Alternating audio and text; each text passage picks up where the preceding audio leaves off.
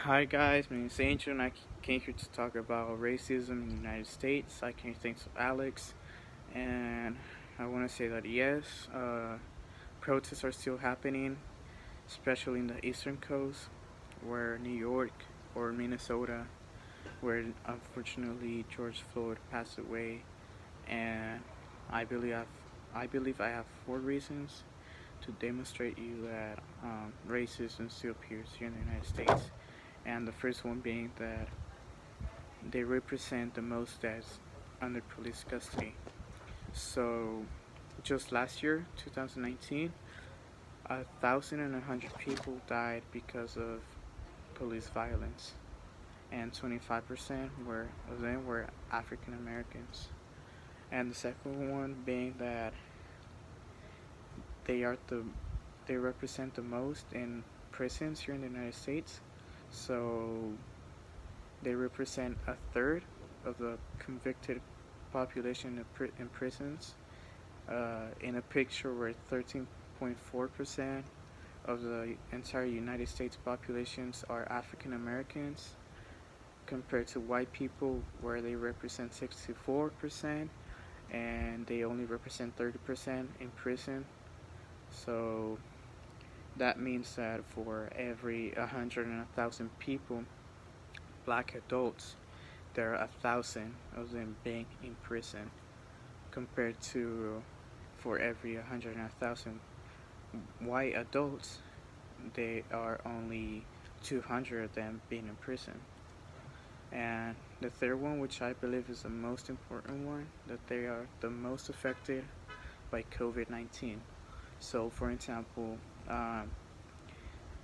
the numbers of the pandemic in the most affected country in the world by COVID uh, only shows that black people, black communities are the most affected ones.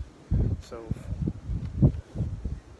in which they already had underlying health conditions like diabetes, asthma, obesity that were treated very poorly. And by that means that 50% of black people are most likely to die by a heart attack or heart disease, compared to 40% for white people.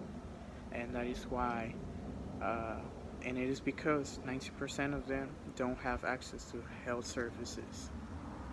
And it is no surprise that 33% of hospitalized people here in the United States, patients of COVID-19, are African American. So, and that is very, you can see that on different states like Michigan, where they represent about half of the confirmed cases in the state, and they represent a very sad number, which is 70% of the deaths just in that state in Michigan. And it is like other states have similar numbers, like Detroit or Milwaukee or New Orleans, and I believe that that's very sad because they don't have health services like most people do.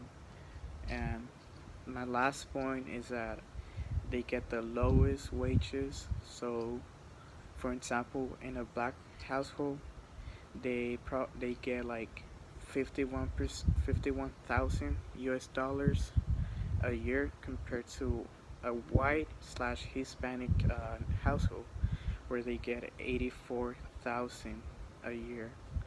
And yeah.